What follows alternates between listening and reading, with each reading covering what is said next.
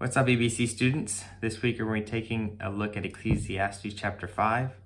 And if you remember from last week when we looked at Ecclesiastes chapter 4, one of the topics there was how there's no true hope or peace under the sun. And that's the perspective that Solomon uses in the book of Ecclesiastes, or throughout most of the book of Ecclesiastes.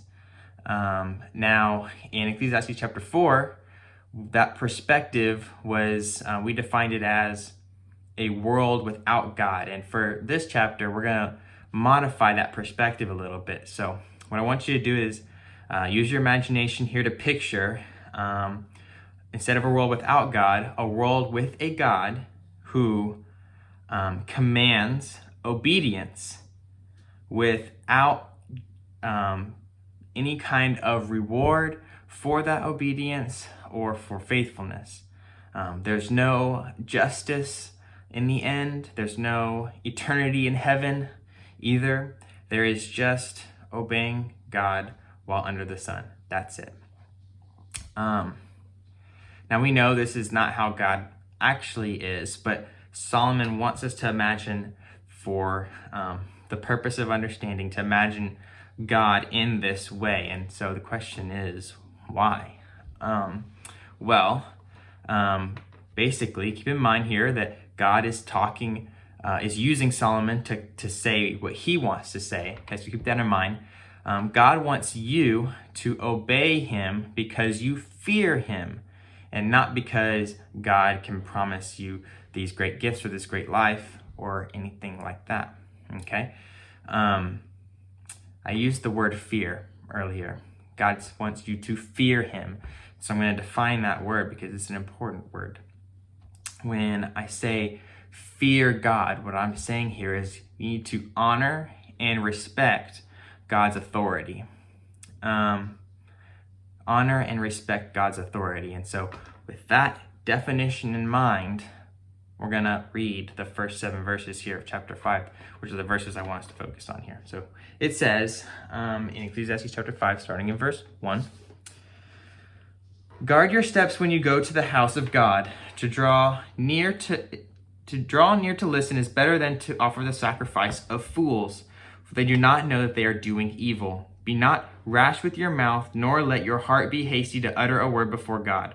For God is in heaven and you are on earth, therefore let your words be few. For a dream comes with much business, and a fool's voice with many words.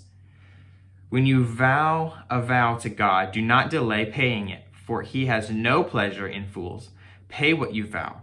It is better that you should not vow than that you should vow and not pay.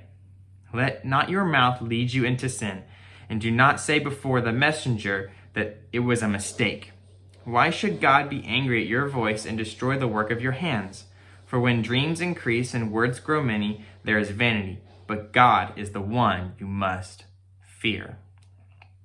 So, in those first 7 verses, there's, I think, a couple of ways that that Solomon is describing individuals not fearing God, basically. And so I've just got 4 here outlined.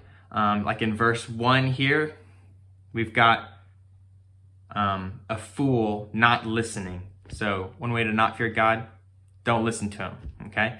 Another way to fear God, or to not fear God, talk foolishly. Look at verses 2 and 3. Foolish talk. Verses 4 and 5, make empty promises. And then in verse 7, don't take responsibility for your mistakes. Keeping all those in mind, maybe you might feel like you've done some of those in the past, or may currently be doing some of those. I want you to keep in mind this line here. If we say we love God but don't fear God, then we love God for the wrong reasons.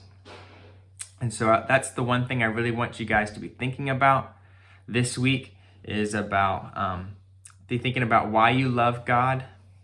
Be thinking about if you fear God, the way Solomon describes here in Ecclesiastes chapter 5. And just keep in mind this week that God is worthy of love and fear no matter what he does for us, okay? Just because God promises that through Jesus Christ, through salvation, that we can spend eternity in heaven. And God promises that he will bring comfort and peace to us whenever we draw near to him and have a relationship with him through Christ. Just because God promises that in the end, that evil will be done away with and Satan will be done away with also. Just because God promises justice doesn't mean that those are the reasons specifically why we love God. Because ultimately, God is our authority. He is sovereign over the entire universe. And just on those things alone, he is worthy of our obedience. We don't obey him because he's going to give us things. We obey him because he deserves it, because he is God. And those are the things that we need to make sure that we are doing, that we are fearing God in that way, and that we're not just loving God or following God because we get special gifts or promises or anything like that, although those are great things. So keep that in mind this week, and that's all I got for you all, and I look forward to seeing you on Sunday.